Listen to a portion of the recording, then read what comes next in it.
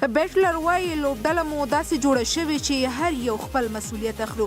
د انګلستان هیټر توپوهونکی چې اوس مهال یې د افریقا پر وړاندې اوپننګ وکړ وایي چې انګلستان په شل ورځه لوبه کې کومه موخه لري چې د لوړې درجې ساتل دي نه محدودیږي.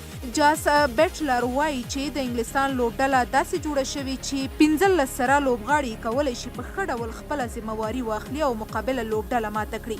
نوموړي دا څرګندونې وروسته له هغه کړي چې د افریقا کرکټ لوبډله په درېیمه شل ورځه لوبه کې په 9 ویکټو ماته کړه او د 3 شل ورځو لوبو لړۍ یې 3-0 وګټله.